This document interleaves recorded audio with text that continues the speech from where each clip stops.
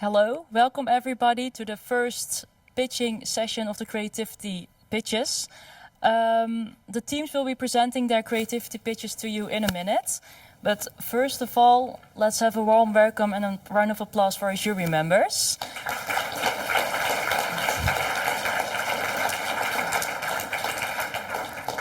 I'll be quickly moving on. The first team that will be presenting their pitch to you is Lausens. So I would like to welcome Lausens to the stage. I'll see you sitting there already.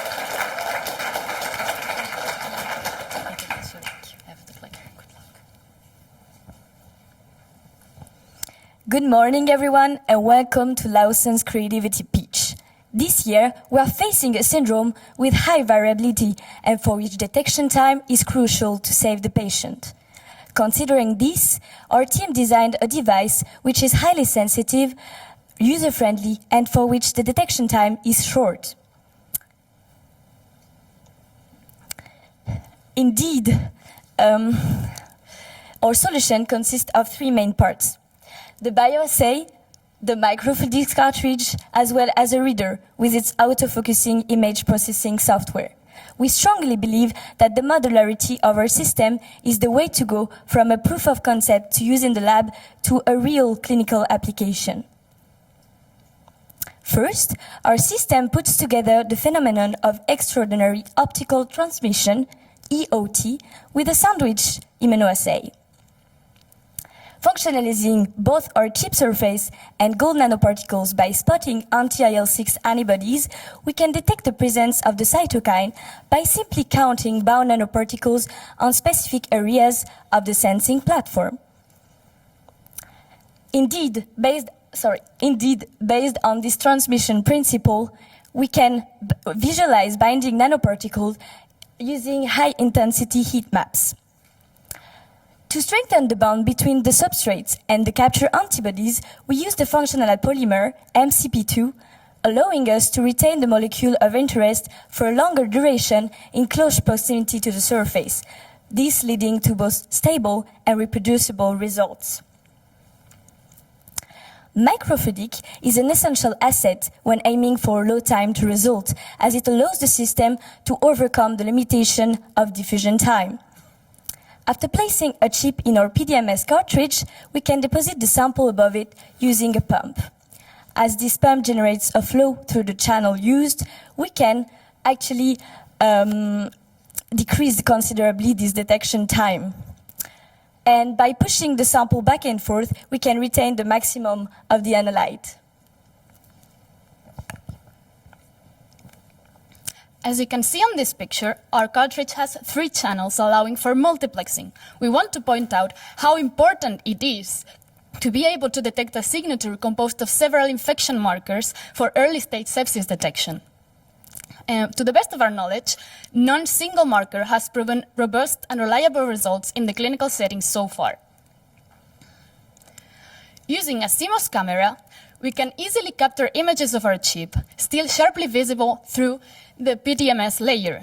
Then, we correlate the IL-6 concentration to the number of bound nanoparticles on the spot.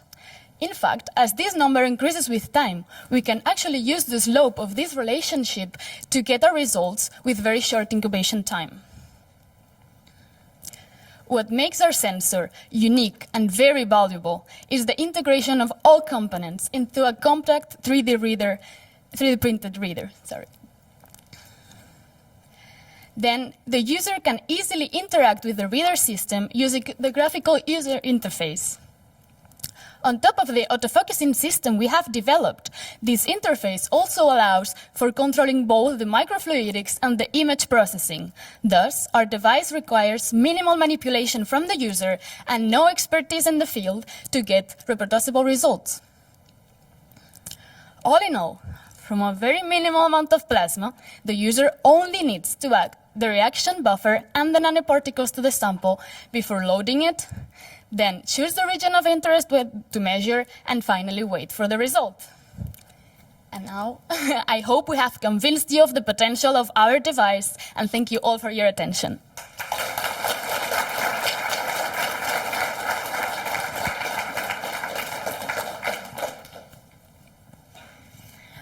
Then there will be room for questions, so I'll be handing the microphone to our... Thank you. It was very, very good, very enjoyable. Do you have issues with non-specific binding? PDMS is a very sticky material, and how do you correct for them if you do? Yes, indeed. So, do you hear me well? I don't know. I can, but maybe. Okay. I'm not sure the microphone. Okay, now it's working. Yes, indeed. So we use several techniques to avoid this non-specific binding. First, we are depositing the blocking buffer before putting the sample with the pump for like 1 minute, and it's a blocking buffer that is often used for a blocking surface. So this helps to avoid first non-specific binding. And secondly, the MCP2 polymer that we are using also helps to really avoid the non-specific binding, because we actually block it's a EDC-NHS reaction, and after this reaction has occurred by spotting the antibodies, we actually quench these groups. So out of the spots, we also avoid other particles to bind after this reaction is done with the antibodies elsewhere on the spot, I mean on the background surface. Okay, thank you.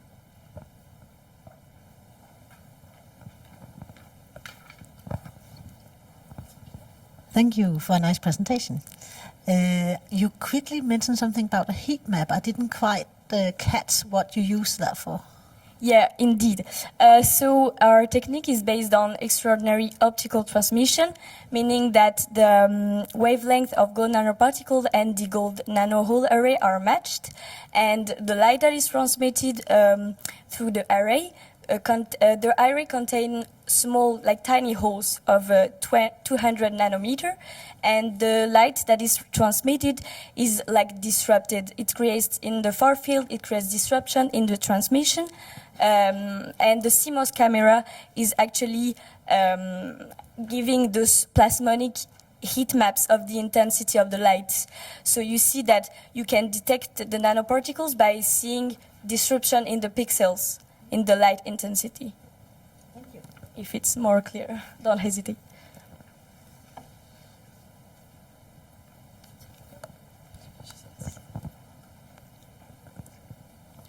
Thank you again for the presentation.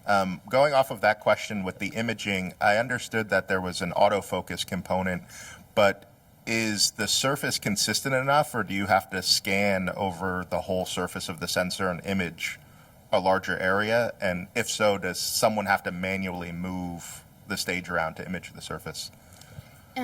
So now we can observe 2 spots because of a field of view, and so we move, and then we choose the spots which are best or more inside a channel that we want to measure.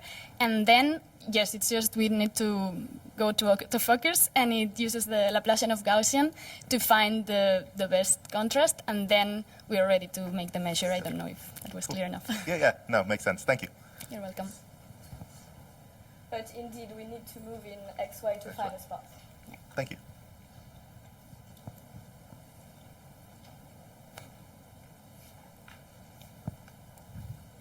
Are there any more questions from the jury members, or maybe someone in the audience for the team? No? Then I'd like to thank Lausens for their presentation.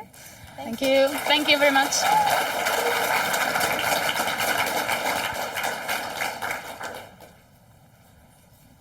And then we'll be quickly moving on to the second team of today, and that's Team Test. So I'd like to welcome Team Test to the stage.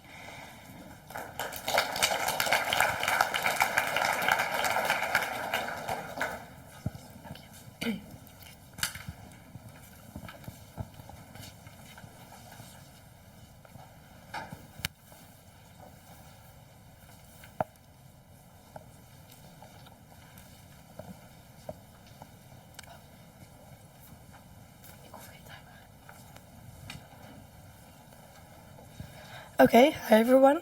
My name is Britte, and on behalf of TEST, I will present the concept and creativity of our biosensor for detecting sepsis in an early stage.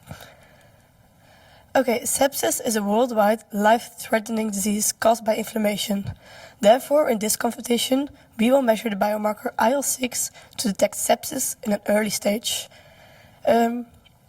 However, interviews with specialists made clear that detecting only one biomarker isn't enough, and detecting multiple biomarkers gives an additional value in a treatment plan of patients. So, the assay we designed is simple, but has the inherent capability to use multiplexing to detect several biomarkers in only one sample. So for now we will only measure IL-6, but in a multiplex assay we can also measure biomarkers like CRP and PCT. The assay we designed has a magnetic nanoparticle. It is functionalized with a fluorescent dye and a detection antibody that is specific for IL-6. In a multiplex assay, it can easily be exchanged for a different antibody pair and a different fluorescent dye for each biomarker. So this particle is together with IL-6 in solution. It will, while there are capture antibodies immobilized on the surface of the cartridge. After a short incubation, a magnet below the cartridge is used to pull all the beads down to the surface. Here, a sandwich assay will be formed between both antibodies when an analyte is present. Next, a magnet on top of the cartridge will be used to pull away all the unbound beads. Therefore, only the beads that are bound to the surface by the analyte will give a signal that we will detect, and this ensures an IL-6 dependent signal. Okay, so the entire process will take about 10 minutes, and first we will mix the bead solution together with the IL-6 sample and pipe it into the cartridge. Then the cartridge will be inserted into the sensor and it will be blocked off to block off any excess light. Next, the magnetic washing step will take place by mechanically moving the magnet towards the cartridge, and afterwards we will measure the sample with total internal reflection and the laser lights. And finally, the result will be shown on the screen. So the way the sample gets measured is quite easy. The laser light, the laser light will go towards the cartridge at a specific angle to create total internal reflection. And this creates a evanescent wave at the surface of the cartridge. Therefore, the beads will start to scatter the light, and the fluorescent dye will start to be excited and emit light. Then the light will go up to the mask and be measured by the photodetector. In a multiplex assay, a bandwidth filter will be used to differentiate between the different fluorophores for the different biomarkers. But the same laser will be used to excite all these fluorophores for the different biomarkers. So to conclude, our biosensor is novel because it uses fluorescent detection with an easy expansion to multiplexing. It has rapid detection by integrated magnetic washing, and it has a proven feasibility. Therefore, our biosensor is a step forward in detecting sepsis early.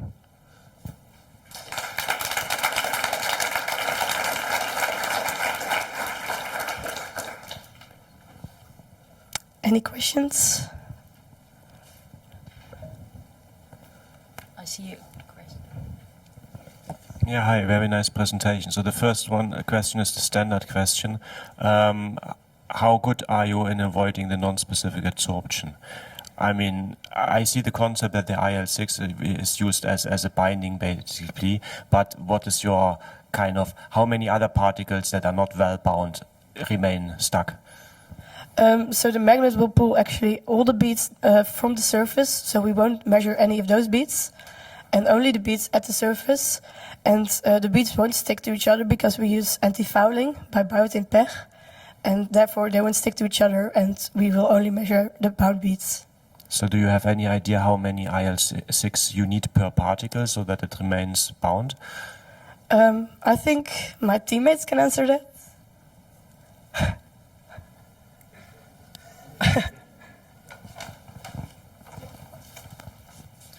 Well, we checked with a microscope for also the free particle movements of those beads, and that pointed out that we didn't have any multivalent bonds, so we only will need like one IL-6 per bead to leave them stuck. All right, thank you. Hi, it's a very nice talk. Thank you. You need, in your current format, for the user to actually add reagent, add the labeled antibody to the sample. And in real life, that could lead to a lot of inconsistency. So how do you see eliminating that step?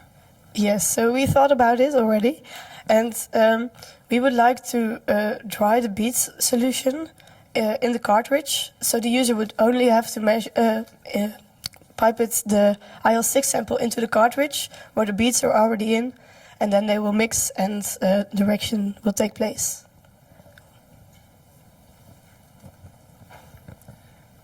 Very nice concept indeed, combining scattering and fluorescence. In the report, I seem to note that you so far had some troubles getting the fluorescence to work, so the scattering you showed some results. So I'm just curious, did you manage to get the combination to work as well by now? Yes, we did. Ah, nice. Yes. I'll just do a follow-up in that case.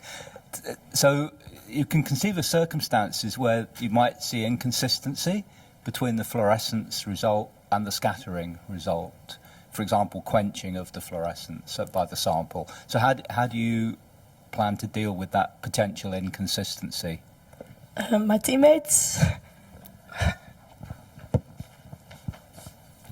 As of now, we have not yet thought of that much, because an additional signal, even if it's just fluorescence or scattering, just increases the intensity. For the purposes of measuring one biomarker, it is not yet needed. So we haven't really thought of it yet, but there should be a correlation between the two, so I think it should still give a specific signal for any concentration.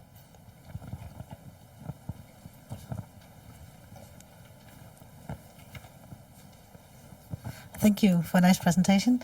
I did not read your report, so I'm really curious about your detection limit and your sensitivity of your device. Okay, another teammate from the other part of the team. We were able to measure like upper limits, but at lower limits we had problems with reproducibility. However, also our photo detector broke down last week, which made that we had to use another one. So we weren't really able to quantify our limit of detection because of circumstances we weren't able to control.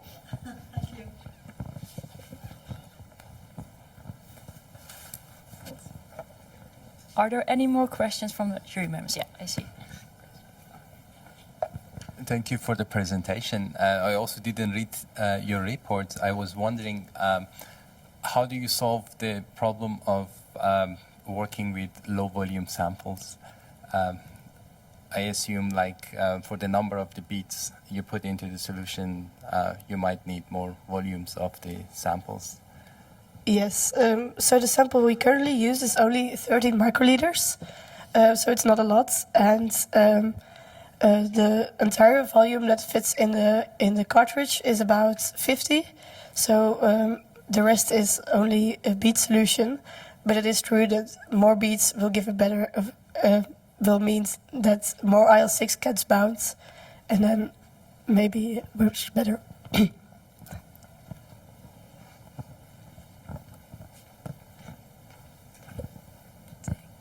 Are there any more questions from the jury members or maybe someone in the audience? No, then I would like to thank Team Test for their presentation.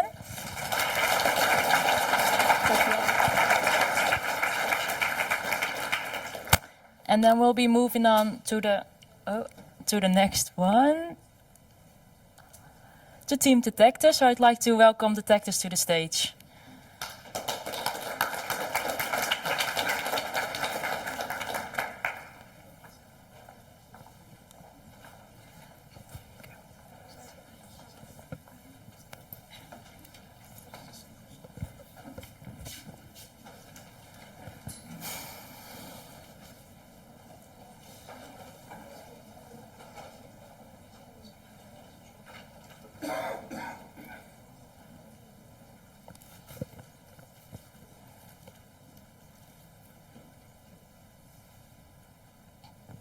Are we ready?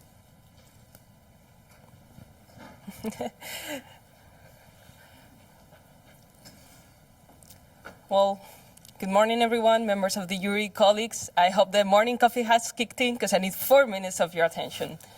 We are team detectors. We represent the Technical University of Denmark, and we are here today to show you why our solution for the detection of IL-6 as sepsis diagnosis is innovative, is feasible, and is powerful.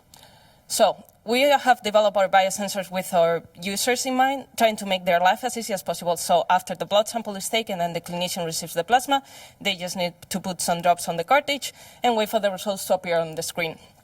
But how does this work? Well, in one word, graphene. And if we are allowed to use a couple more words, a GFET or a graphene field effect transistor. And you are actually very familiarized with graphene because it comes from graphite, which is the materials of which pencils are made. But whereas graphite is this 3D structure, graphene is just 2D. It's one of the layers of which graphite it's made of. So I'll leave it here so you can check it. It has amazing properties due to this 2D structure. One of the most important is its amazing electrical conductivity with almost no resistance even at room temperature. It also allows fast detection, and it's been shown to be over 1 million times more sensitive than alternatives. Looking into the future and hoping for a point-of-care device, it's also been proved to work with blood in some studies. And if we go smaller into what is actually going on, we have our 2D surface of just 1 atom height. This has been a problem because it has no defects. It has nowhere where our Optimers could attach to. We have chose Optimers not only because they are cheaper, but also because they are shorter. And we have overcome this challenge on how to put them on the surface by linking them into a pyrene group and then pi-bond stacking that pyrene group into the graphene surface. Now, when the plasma reaches the surface, if it contains IL-6, the Optimer is going to wrap around it, and we are going to be able to detect it. How? Again, with our GFET, that, as any other field effect transistor, works with 2 electrodes that need to be connected to close the circuit and be able to get a reading. We connect the two electrodes with the plasma sample, and now we have the circuit closed. We can determine the flow of electrodes on the surface with the gate, and then we apply a steady voltage source on the source and get readings on the drain. What type of readings? A direct point curve. You can see here on the left side of the screen a plot with a sample with no IL-6, and you can see how the minimum point of this curve is different from the sample with IL-6. We've created a calibration curve with all these data and then correlate this minimum point to our calibration point and know what concentrations we need to give the clinicians. We've chosen graphene because, let's be honest, it's the future. It was officially discovered in 2004. It got awarded with the Nobel Prize of Physics in 2010, and it's been 12 years. In these 12 years, we are now able to mass produce it, not only mass produce it, but also using very green and highly sustainable processes. And health tech is one of the fields that can benefit the most out of it. It's already been used for the detection of SARS-CoV-2, MERS, Zika, common flu, but it has the potential to detect pretty much any biomarker. So we are detectors, we are innovative, we are using graphene, we are feasible. We just tested our prototype 2 days ago, and we are powerful because we are not only stopping at IL-6, but we have the potential to test any other biomarker. Thank you very much. And a special thanks to my team. For the questions, I would like to invite to the stage my experts of physics, biochem, electronics, and biochem again. Are there any questions from the jury members? I see a question. Thank you very much for the talk and the motivation of using graphene for the future sensors. But one of the problems of graphene that you also mentioned in your report is that it's hard to functionalize, and you really rely on the defects of the graphene to functionalize the surface. So how do you engineer those defects, and how reliably could it be created?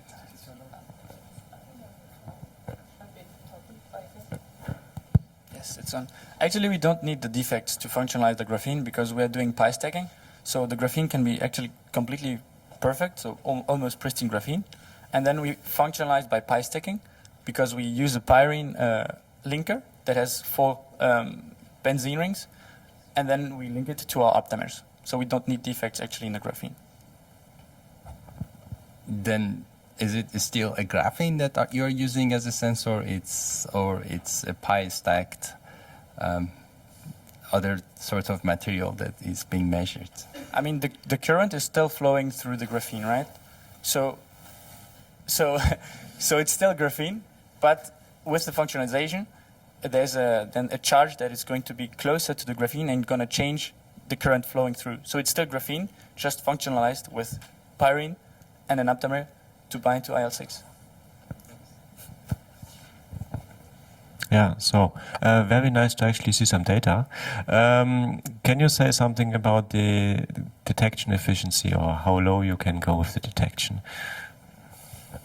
So since graphene is so sensitive, there's actually a research group that made a sensor from using a graphene membrane, and it was so sensitive that they claimed that they were able to measure individual atoms. So we can actually measure down into like the very low concentrations with IL-6 and also in the high limits. But there's a limit because as the ionic strength of the plasma is increased, as the number of ions are increased in the plasma, you hit a limit because the Debye length is inversely proportional to 1 over the square root of the ionic strength of your solution. But I'm assuming that this is basically only the case in the far extreme IL-6 concentrations, which is basically out of the scope of any hospitals. Yeah, and maybe follow-up question, does it clog the surface then eventually? So if more and more absorbs, or how does it work? Well, it depends on your binding sites. So as long as you have enough binding sites on your graphene bridge, you can bind as long as they are available. But at some point, you will hit saturation. So it depends on the initial concentration of PTDAs, pyrene-stacked DNA aptamers, on your graphene bridge. Okay, so you have a certain incubation time, and after that, Yes. then you measure the concentration. Exactly. Okay, thank you. Hi, it was a very nice talk, thank you. I'll go back to base stacking, pi stacking for a second, because the bases of nucleic acids are also pi conjugated and therefore might be expected to stack and essentially pin the aptamer to the surface in an unfolded, non-functional state. So do you have an idea of what proportion of your aptamers on the sensor surface are actually functional? Not really, but we could actually have used something like... Okay, no, it's fine. We were actually thinking about how to characterize this, and one way to do it is maybe to use something like atomic force microscopy to map out the surface morphology. And you can actually see an increase in step height depending on if you have PTDAs on your surface or not. Well, not only this, so the idea was that apart from having the pyrene-bound aptamers, we would also have something that would block the other side. So in a way that we would not allow the aptamer, other pyrene structures to actually bind and to make pi bonds all around. So we were thinking also to block the surface to some extent to not allow this kind of effect to happen. But we didn't get to the stage where we found out how many of them are functional or not. I think that would require way more time. Yeah, maybe. So it's very nice to have a very, very, very sensitive sensor, but at a certain point, that's not your limiting factor anymore. But of course, more the selectivity and the specificity. I was wondering if you have any data on that, and or if not, at least generally comment on how your sensor solves that aspect.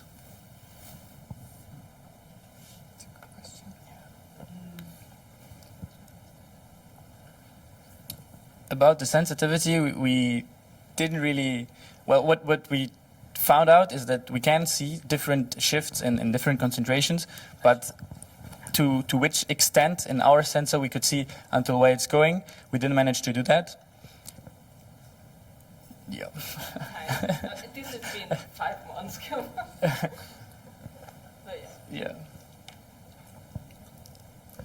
Yeah, thank you for your nice presentation. I also have a question regarding your performance of the sensor. If you use, for instance, blood plasma versus spike blood plasma with IL-6? Because I can imagine that there are quite a bit of molecules with ring components in your sample that can also bound to the surface, disturb basically the charge in the graphene, and would actually change the performance, the current that goes through the graphene layer. And one of the ways to test that is actually just to use blood plasma, which contains all these components, and use one spiked with the component that you're sensitive with. That would be, I think, a test which doesn't require AFM or whatsoever, and is very close to reality. Did you try something like that? What we also tried is we actually, to block all those parts where there is no pyrene-tagged DNA aptamers, we included the protein BSA, so that all other proteins that are in the plasma would not bind to the graphene directly and be within the pi length, so that the graphene would measure also those charges next to the graphene. So that's how we kind of blocked all the other spots that are not tagged with pyrene-tagged DNA aptamers. But did you also try with spiked? With spiked? No, we didn't. You didn't? We Okay, thank you.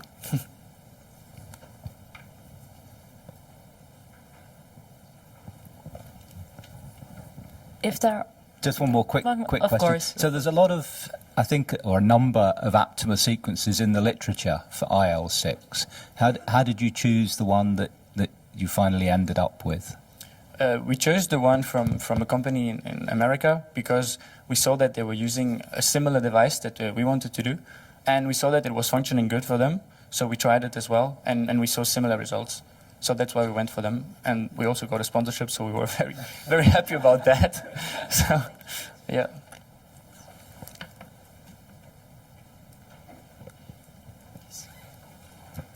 Then I would like to thank Team Detectors one more time. And we'll be moving on to the next pitch. So I'd like to welcome Team Toucan Sense to the stage.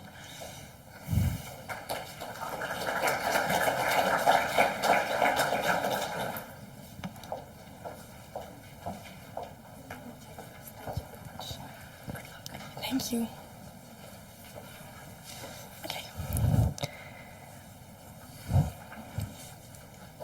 So hello and welcome to our presentation from our creativity pitch.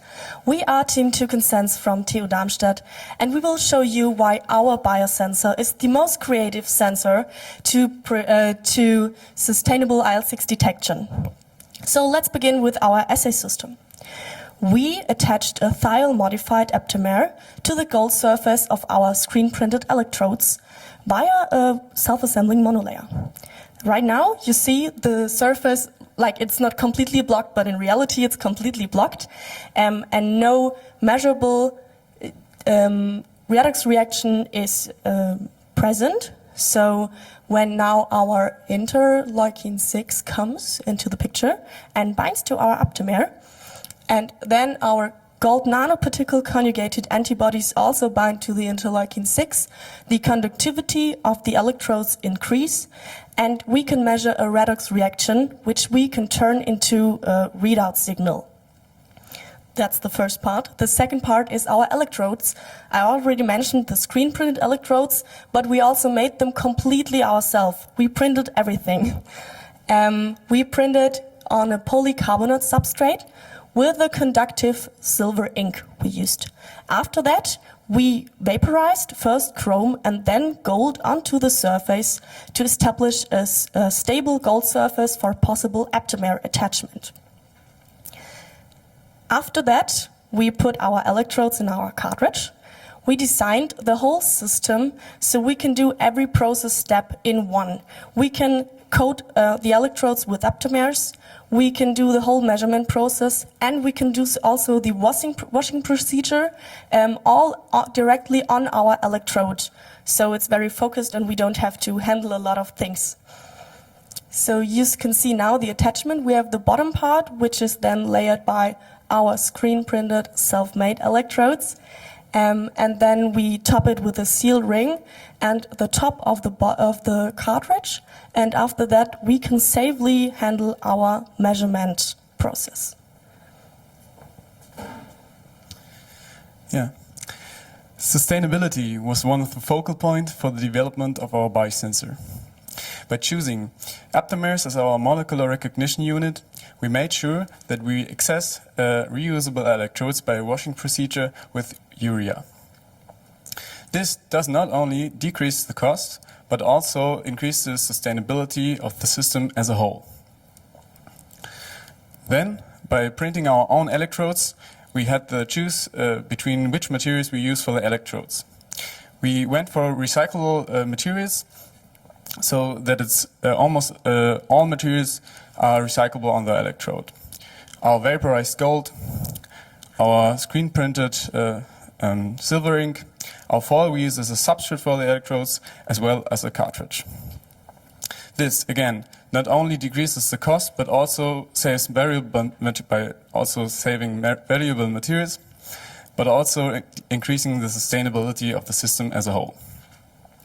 So all in all, the creativity of our system lies in the assay system that gives us access to a reusable measurement system, but also in the recyclability of the materials, leading to a sustainable system overall. But our most innovative part of our sensor is, of course, this. Our self-printed electrodes that we printed all by ourselves. By testing various materials and substrates, we finally achieved a result that is even hard to reach for established companies. Yeah.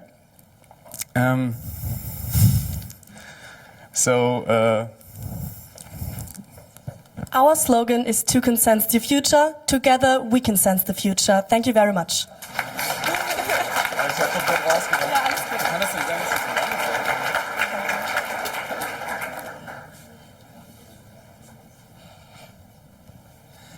Can I ask you a little bit about the electrode fabrication? Sure, so I didn't see mention of a reference electrode.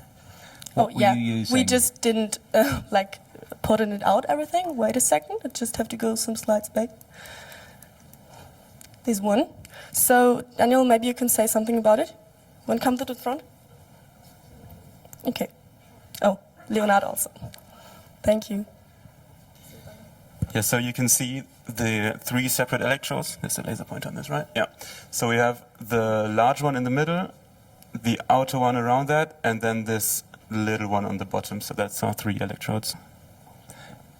Okay, so 2 of them are gold coated, and the third one, which I assume is your reference electrode, is that just silver, or is that silver chloride, or another metal?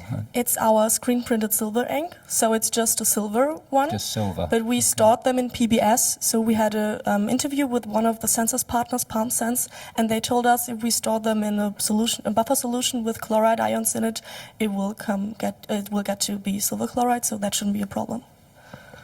Okay, thank you. I really like the reusable aspect. Did you test how many times you can reuse the one sensor? Unfortunately not. After the first one, we had still an aptamer binding, but we hadn't a concentration dependency anymore, so we have to work on this again. But we were running out of time, in fact, to test this more than once. Okay, thanks. Thank you for your presentation. I was wondering, you mentioned that you have been elaborately testing your self-printed electrodes, and I was wondering, could you explain a bit what kind of testing you did? Did you, for instance, investigate things like interferences from other molecules, or checks for specificity in blood plasma versus buffer? I'm just gonna get my expert. Okay. Yeah, so we've been running a few kinds of ELISAs and ELISAs with blood plasma. Instead of blood plasma, conjugated with interleukin, and to check if those signals will get the same as a zero, as a blank point, as a negative sample. And it was also what we expected. We always got the results that was expectable, because we had no signal at all, with only blood plasma and only solutions. Okay. Thank you for your nice presentation. I did not read this report either, and I'm really curious about your sensitivity and your reproducibility. We had some problems with the reproducibility, so we did a differential measuring method. So we measured the electrodes before we put the blood plasma on with the interleukin 6 in it, and after, so we did then a differential, we had this differential signal to read out. That was not a problem, in fact. And your first question was the sensitivity one. We had quite a good sensitivity in the lower concentration range. In the upper, we had some problems which we weren't quite sure how to figure them out right now, but we're working on this right now. Thank you. Thank you too.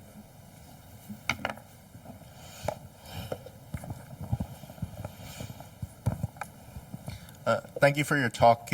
Excuse me if I sort of missed it, but can you explain the actual detection mechanism? So I understand there's a sandwich with the antibody and the gold particle, but what were you measuring and how did you make the electrochemical measurement?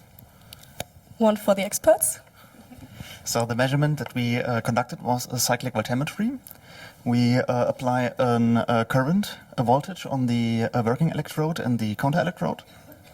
And we do that in a solution of potassium iron hexacyanoferrate 3. And at one point of a voltage, there will happen a redox reaction from iron 3 to iron 2. That's a little peak we can measure. Usually the peak is very low if we only got the surface blocked with Optimers and our self-assembled monolayers and probably the interleukin. After attaching the gold nanoparticles, the conductivity rises. So then we got those gold in, nearby the golden surface of the electrodes. And then putting on the voltage will increase our amperage because the conductivity increases. So we get then easier the switch from iron 3 to iron 2. Thank you.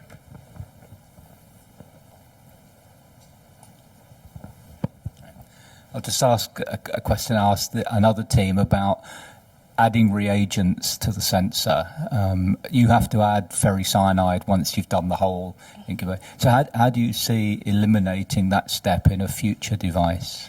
We hope to automate the whole process, because right now you have to do very much steps by yourself, and we know that especially for healthcare professionals, it's nothing they will do in the hospital.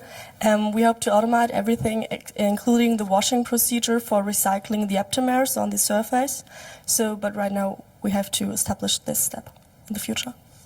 Yeah, but a really good idea could be like a microfluidic device with a little pump that then does the process in automation.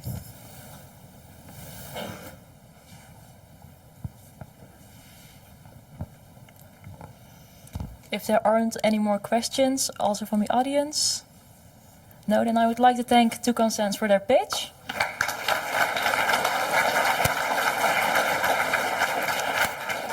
And then we'll be moving on to the next team.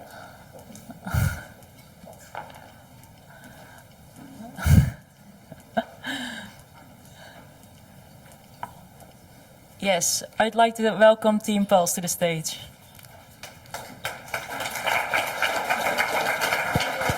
How does it go forward? Okay. Hello, everyone. My name is Mislav, and I will be presenting the IL-Sense concept from the Pulse team at KU Leuven in Belgium.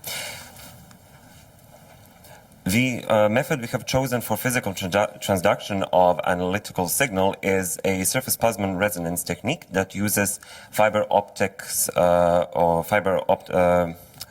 optical fibers with thin gold layers, or FOSPR for short, and we have constructed a readout system that you can see here on the slide.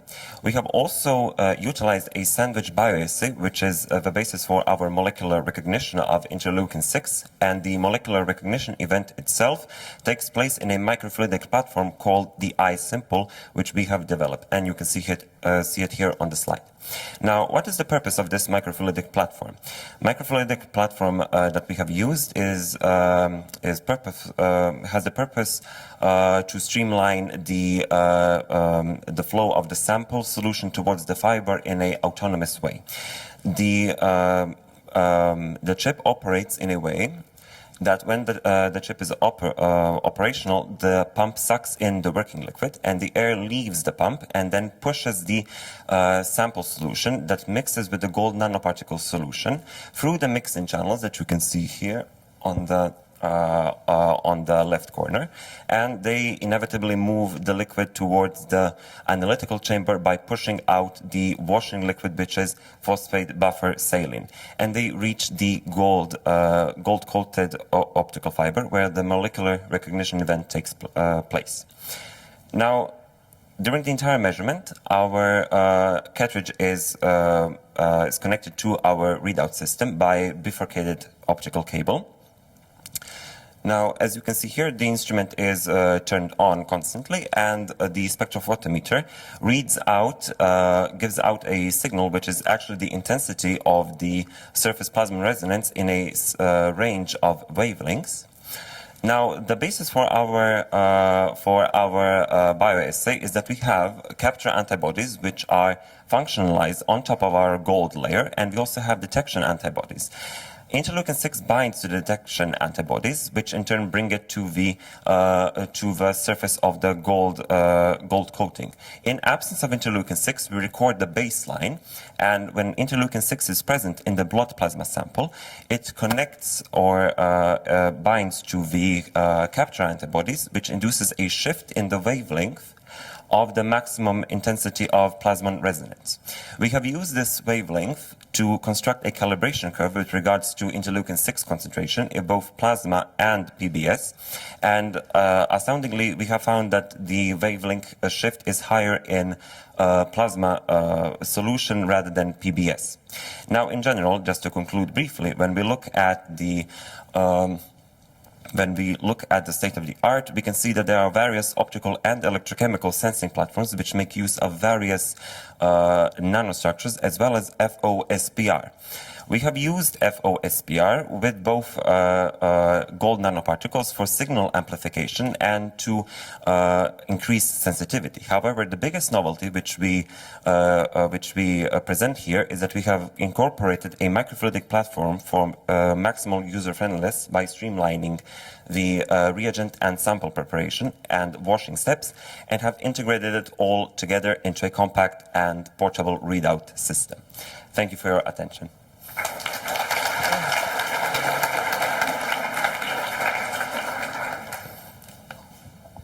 I would like my team to join, so to answer all of your questions.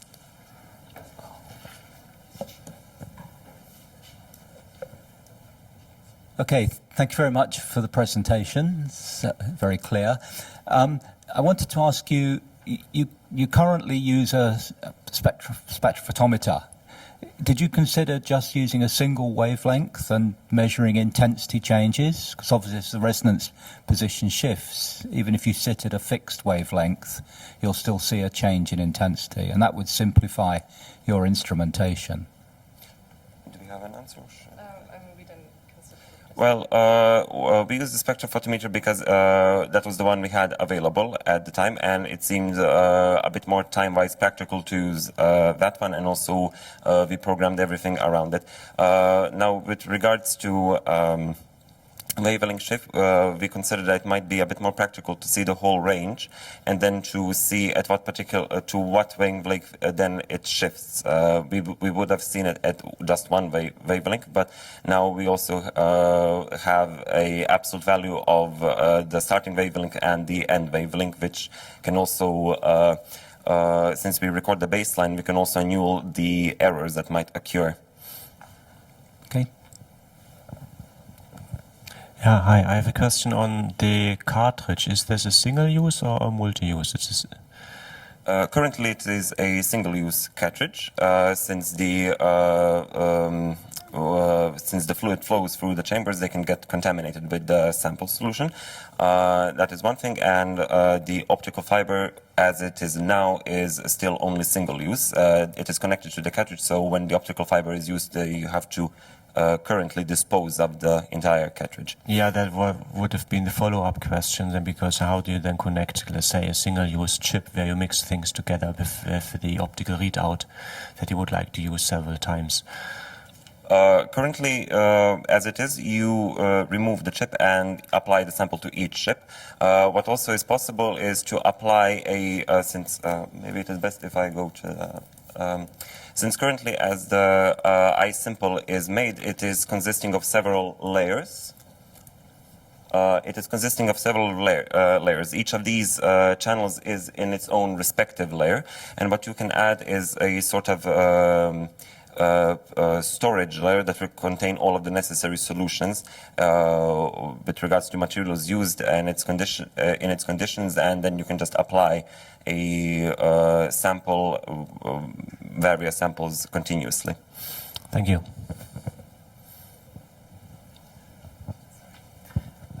Thank you for the presentation. You had very interesting results that the signal was much higher on plasma compared to the PBS. I might have missed it, but do you have any explanation for that? We were elaborating about that. Now, what might be the case is that the antibodies prefer the plasma conditions, since for them it is the more, let's say, natural environment, for example, ionic strength and similar conditions. So what might happen is that simply the antibodies prefer such an environment which they can bind actually to bind better to interleukin-6.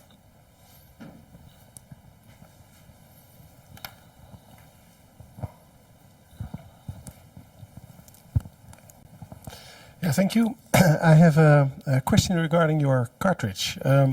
You were using, I think, a capillary force to pull the fluid through the cartridge, and that means that basically the flow speed inside this cartridge is basically determined by that capillary force, and it also means that the time at which fluids stay in a certain chamber can vary dependent on the efficiency of that.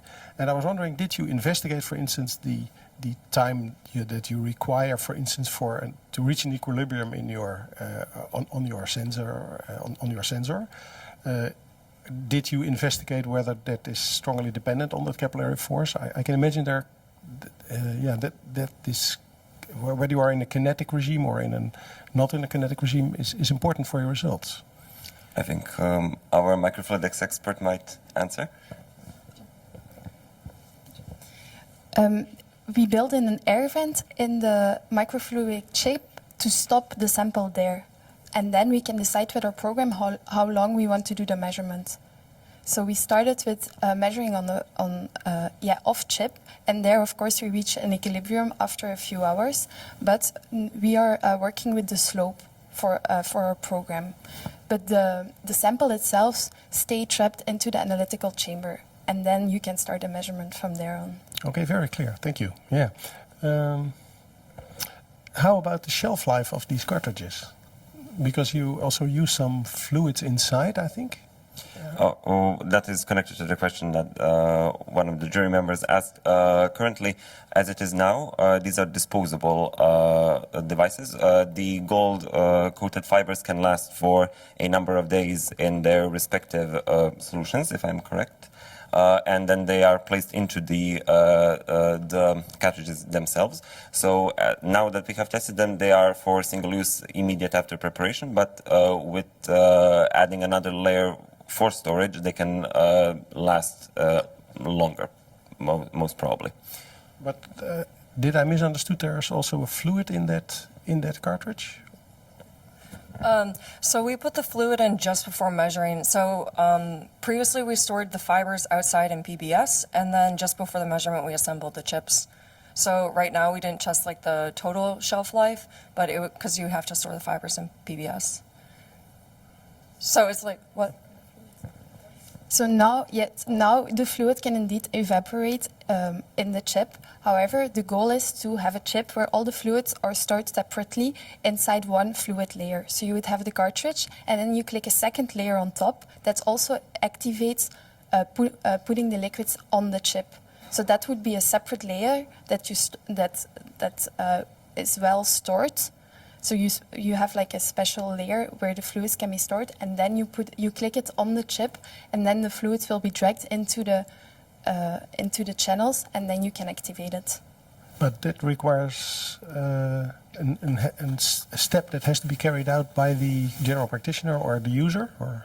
Yes. So instead of having the chip directly and pressing on it, you press on it by clicking an extra layer on it. Okay. So it's also only one step. Okay, thank you. That is the goal. I was just curious, given the power requirements of the rest of your system, what was the advantage of going for a self-powered cartridge?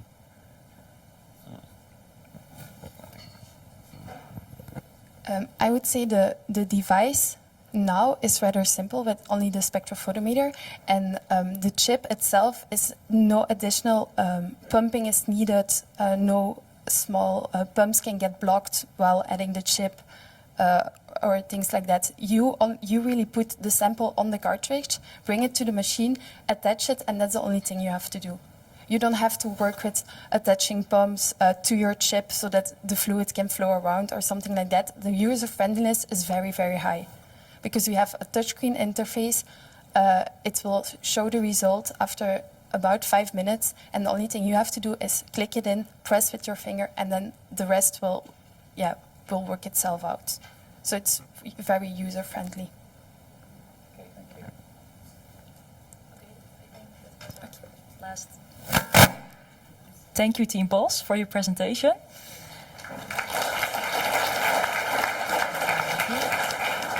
Then we will be moving on to the next team. Let's go through the slides. Yes.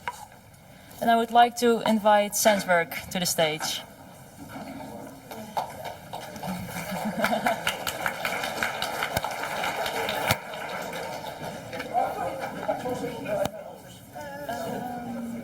Je mag het ook even downloaden.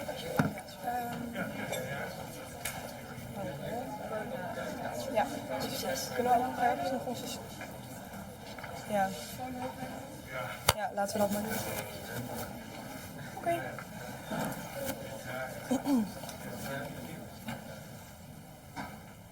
Yes? Good afternoon, and first of all, thank you all for joining our pitch. I'm Inge, and this is Iris, and we are from Team SensWork from Wageningen University and Research. And we are going to explain about the novelty of our IL-6 detection system. So our biosensor is based on a lateral flow assay, which is an already established technique used, for example, in COVID-19 tests. However, we created novelty within this test by increasing its sensitivity, quantifying the signal, and speeding the measurement time. So we carefully assessed all the components of a lateral flow assay and found the perfect combination of antibody, membrane, conjugate, and sample pads. Yeah, so I want to take you quickly through our development steps. So how did we do this? First, we started by selecting our antibodies, so both to capture the conjugate antibody. On the screen you see the results, and we looked into the labeling as well. We chose a fluorescent labeling, which increases the sensitivity, of course. Inge will dive into that deeper later on. And then we looked into the different membranes. We had 7 membranes to choose of. And together with all the antibodies we can choose of, we had an evaluation of about 294 combinations of all those possible things we could combine, and we all evaluated them. So our novelty is in our biochemistry. So the physical transduction is visualized in the image on this slide. So what's happened, an IL-6 molecule binds to a fluorescent conjugate, which then flows over a membrane in a cartridge, which I have here, just like a COVID-19 test, and it is captured by an immobilized antibody.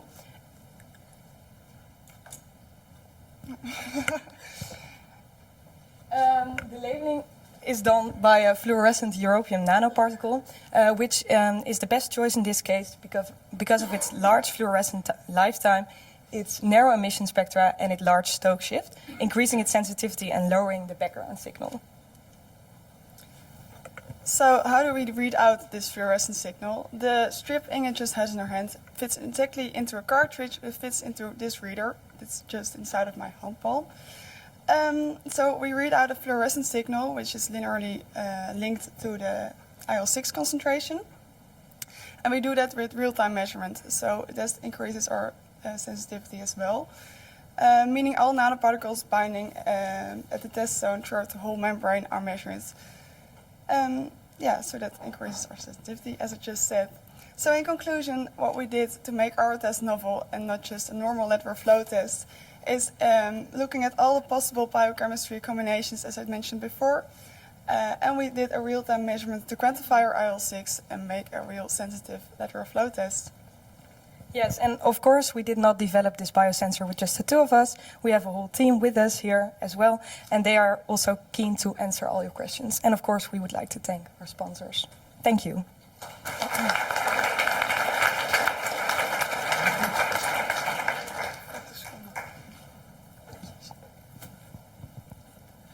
Okay, could I just ask you to clarify that last piece? Were you making measurements by transmission, reflectance, fluorescence? What exactly was your physical transduction mechanism? Fluorescence. It was fluorescence, okay. And so you built a fluorimeter to house the cartridge, or that was something that was already available? The cartridge was already available. We're working with a prototype from a company, so we're together developing, they're developing their cartridge and their reader, and we are making the strips to the biochemical things. Okay, thank you. And what about the results? I think Liedger is the best to answer that one.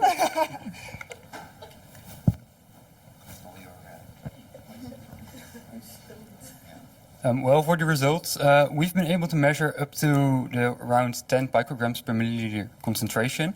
However, we have encountered some problems with the reproducibility of this, but we're still working on improving this so that we can detect this every time.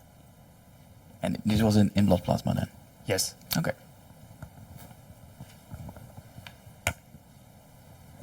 Thank you for a nice presentation. I'm just wondering, you're optimizing all these parameters, the recognition and the membrane.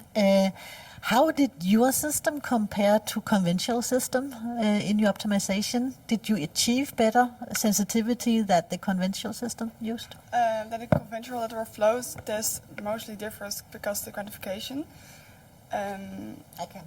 Oh.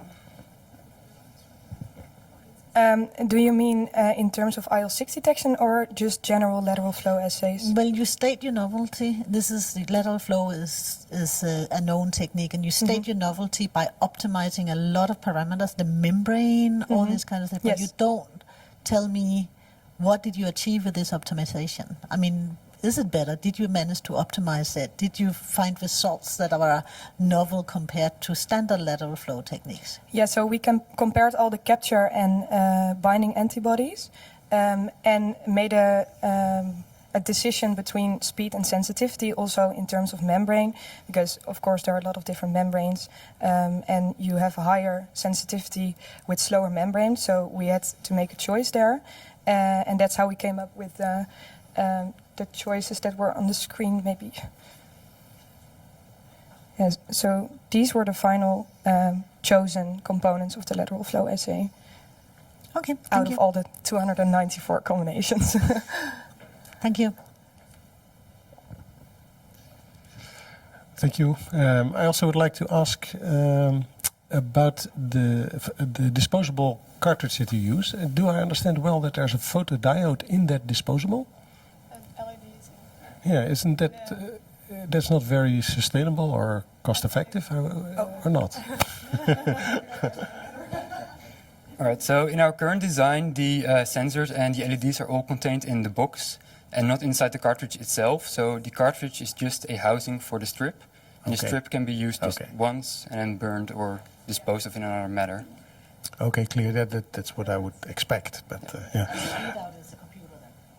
Yeah, it's with a USB. Okay, and then again, maybe a little bit like Winnie also asked, the screening of how many, a few hundred, an enormous amount of combination of antibodies that you investigated. That's basically kind of a screening effort. But what is creative at that? Because there isn't that, maybe it's a bit harsh question, but I think a lot of assay optimization is done in labs and is required to get a good working assay. And what is the creative part of that? Yeah, we talked about that as well, because indeed you have a good point. Martijn wants to answer this. Yeah, so there's a couple of things here that are relatively new. So quantification, of course, is somewhat new. That's not done that much as for what I've seen so far. And another thing that's actually quite new is that we want to do restrictions within our strips. We did not do it for this testing event, but we've already did some tests with that. So when you have the flow, usually you have a strip that's just one size. But if you have restrictions in there, so it goes to a smaller size, then you have a higher local concentration there in the test strip. So you can get a lower detection limit as well. Okay, but that's not antibody screening. That is really transport properties of the membrane. Yes, so that's like the screening is not really that new. That's just an optimization process. But we also have like the carbon laser cutting to get the restrictions as something relatively new. But since we did not have it for this yet, it's not really something we mentioned that much.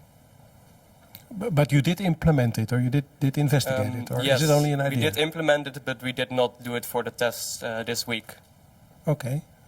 And what kind of what is the purpose of putting a restriction in such a membrane? Then can you explain that? So that's also to get the lower sensitivity, the higher sensitivity at lower concentrations. So when you have this smaller area where it flows through, then you have the higher concentration there. It all flows through one specific small spot.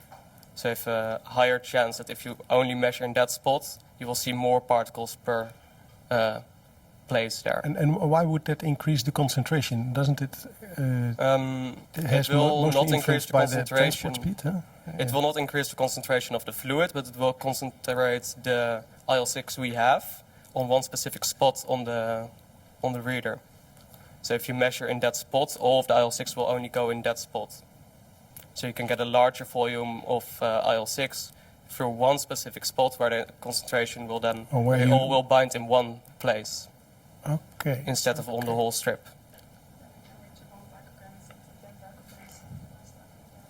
Okay, so that's basically creating a larger signal at the position where you measure with your optical. Yeah. So we concentrate all of the IL-6 on one spot on the strip, instead of on the whole test strip.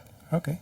And this has already been shown to be promising on different type of tests in the same lab we are working, but we did not have that many results yet that we trusted it for this event to do it ourselves here. And one of the things that I always wonder about these lateral flow assays is that you have a very different pore sizes in such a membrane, and I can imagine that some of these pores will actually clog, and the transport will be very variable through such a membrane. And I can also imagine that it varies from patient to patient, dependent on the blood composition. That's all of influence on your quantitative result, at least what you claim. And did you investigate it? What the variability of that performance is? We did.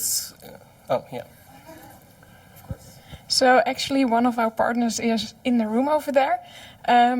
We can use other sample pads to filter out like the proteins that are in the blood, but we didn't have time to also try all the combinations with the different sample pads. But in the end, if we can find a nice sample pad, we also can convert it to whole blood. So then you can just do a finger prick, put whole blood on the test, and then you also get rid of the step of going from whole blood to blood plasma, because that also takes time, of course. But do I understand well that you just use a filter actually to filter the full blood? Yeah, and then so transport the plasma, because that I think it makes sense. But still, you have issues in the filter then. But fair enough. Huh? Yeah, but we didn't have time to investigate this. It's basically moving the problem from one part to another. Okay, well, fair enough. I understand what you have been doing.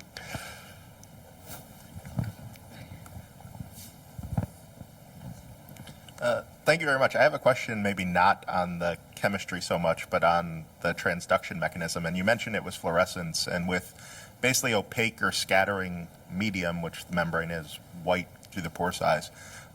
Maybe two questions. What are the wavelengths that the europium beads operate at? I'm not familiar with that. And do you see any problems with scattering, or is there a calibration method? Can you just talk a little bit more about how the transduction optics are quantified? Right, so for our test, we're using a transparent backing material to keep our strip intact. Then when we are running the test, the nitrocellulose gets wet, which makes it transparent. So then we, for the actual detection, we use UV light, which can pass through the transparent backing and through the nitrocellulose to reach the europium particles. And the europium particles then emit light at around 600 nanometers wavelength. We then also use a detector with a filter in front of it, so we can only detect like around the 600 range to further get rid of any additional background signal that we have from the strip. Thank you.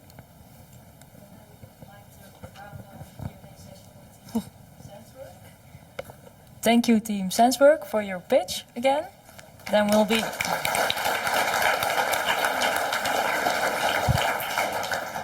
we'll be moving on to the last pitch of the first pitching round. And I would like to welcome Team UpSens to the stage.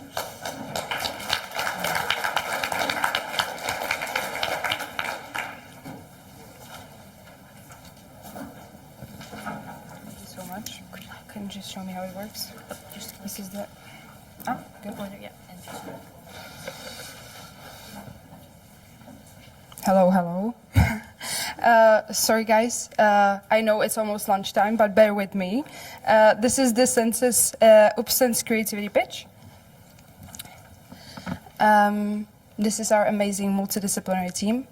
Thanks to them, we could tackle all the different aspects of the biosensor development. When we were deciding which principle we would pursue, we considered antibodies as very specific binders. But antibodies have a few drawbacks. They are expensive. The storage is quite demanding.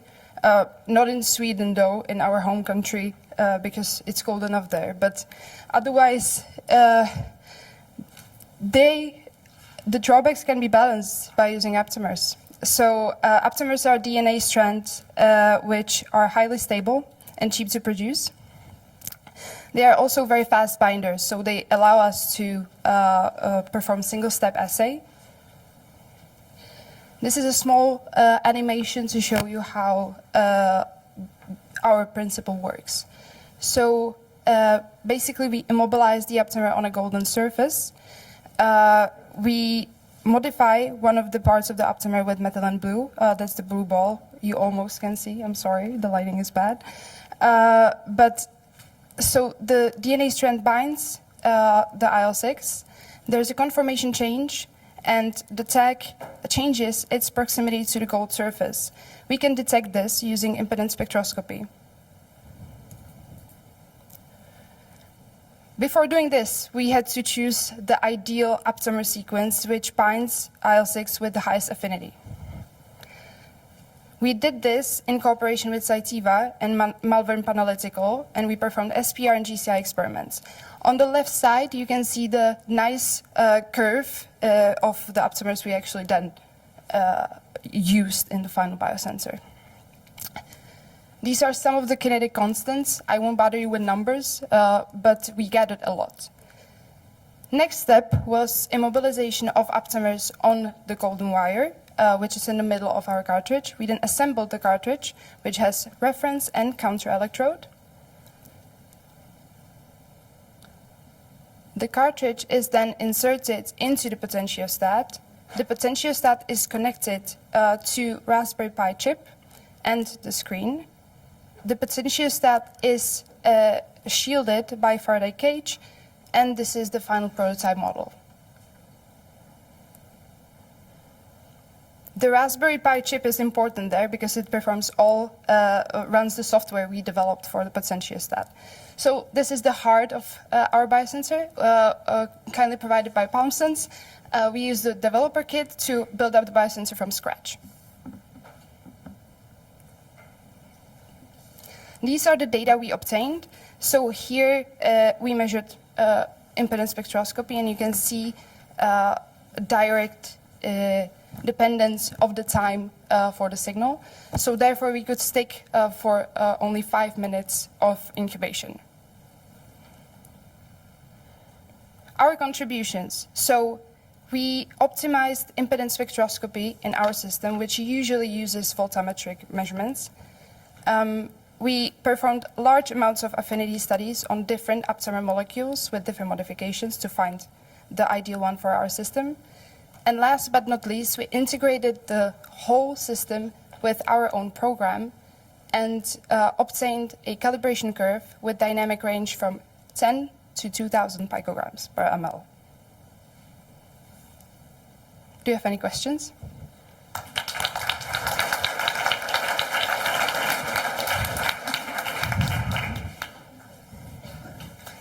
I'll start since I have the microphone.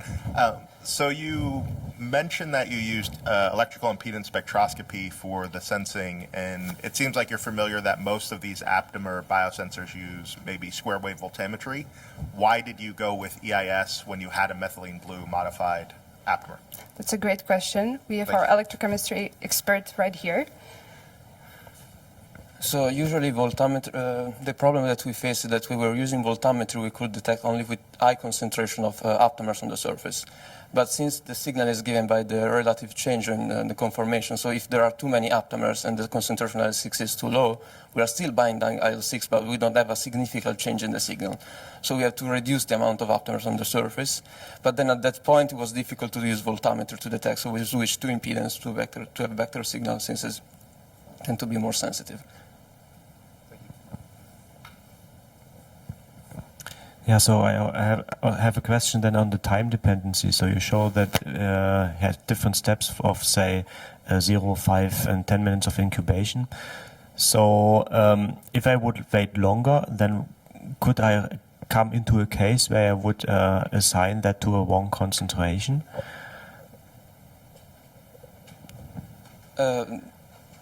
So maybe I repeat. So you have a time dependency of your signal. Yeah.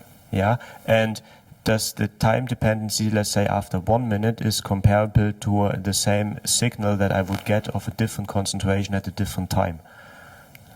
Probably, but we are only incubating all the samples at 5 minutes, so it's dependent on the concentration that we are given in the sample. So because if we have a lower concentration of L6, then we show in the example 1000 picogram ml concentration as an example.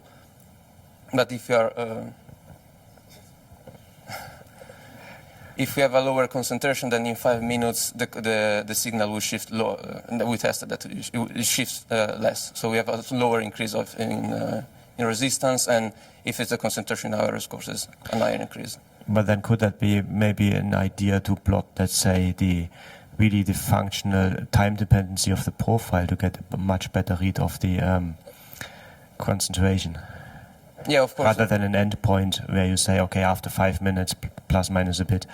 Yeah, of course. Like that. For doing that, we were waiting for better kinetics studies to have because of if you have a kinetics law, of course, then you can somehow predict the optimal incubation Right. time. Thanks. Yeah, I want to just add. You are maybe concerned about the accuracy of the actual measurement. Like if we start to measure longer after the time recommended incubation time, but basically the biosensor counts the time itself, so it takes the measurement right after the 5 minutes after the application of the sample. So that shouldn't happen. But of course, we can optimize. Yeah, for the I mean, time it's less about the 5 minutes. I mean, I know that you can time that for your measurement. Yes. The question is, how stable is the signal? So if it still changes rapidly within 5 minutes plus minus 10 seconds, then you will have introduce a certain error to your measurements. Yeah, of course. Yeah. Thanks.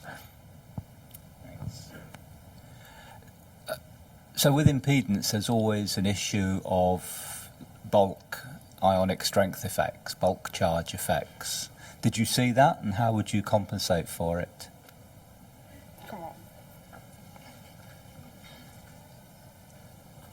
We calibrate basically always in plasma just to like having started going straight into the matrix that we are going to analyze in the end. So just to work in the closest conditions possible to the real case.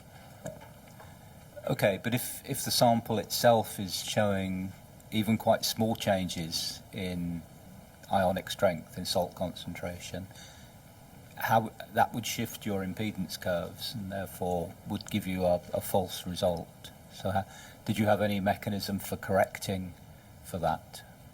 No, we didn't have time to investigate all the properties of the matrix, but that's the next steps of the. Of course, like impedance it wasn't the first choice because it of course is more tricky to optimize, and of course because of the property of the system that are strongly affecting the measurements. So, but yeah, we try to have this to consider like the closest possible conditions of the real case, just to minimize all possible, given also the time constraint that we had in for the development of the sensor. Okay.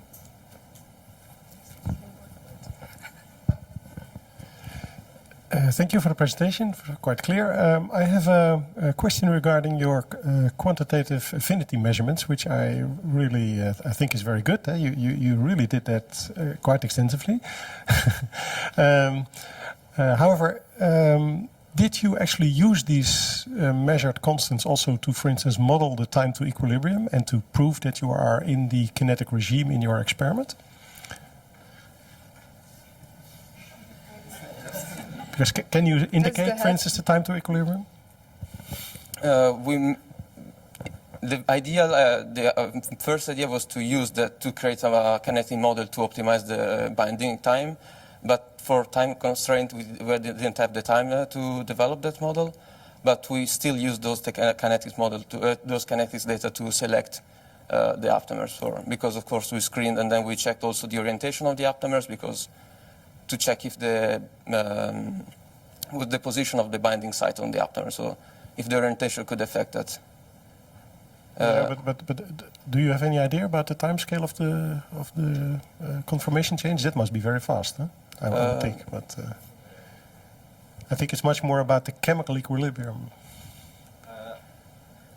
Basically, the first idea of that testing was to test the best aptamer. So the second part regarding the conformational change, we got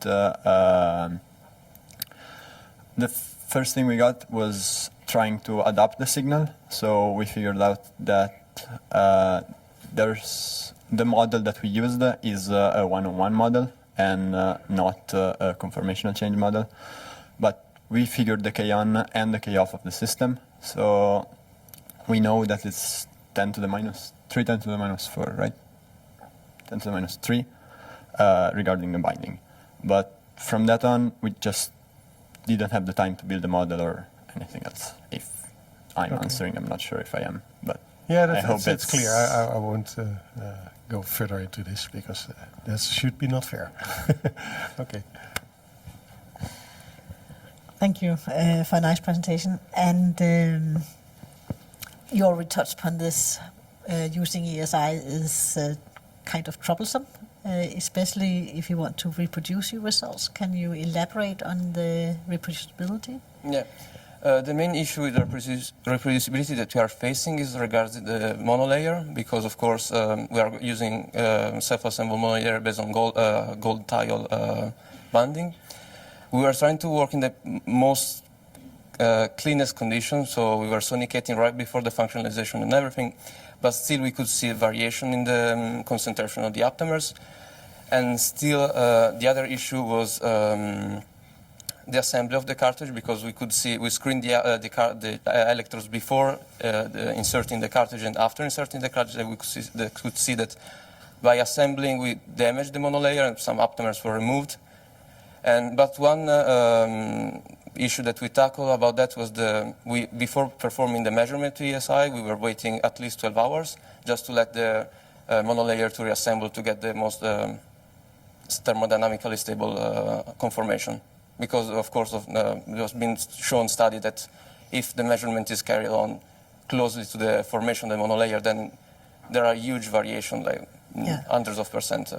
And did you measure the coefficient of variation in your measurements? Did you have to have an estimate on the uncertainty? No, we didn't have time to do it. Okay. And did you do any interference studies? Because that's the other trouble with the... Interference, they were planned, but fortunately there were issues with the instrument. We were doing that with GCI. So do you mean for the affinity studies? Interference studies, did you see any interference, non-specific binding? We couldn't do that with the SPR because you can't use the complex matrices there. And then we were going to do it with the GCI instead. Of course. But unfortunately, we ran into some software issues, and the software engineers in Switzerland were on vacation. So we never got to that step, but it's something we are planning on doing. Sure, I mean, you are time limited, of course. Thank you very much.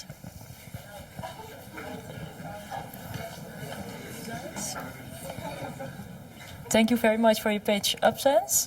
Thank you.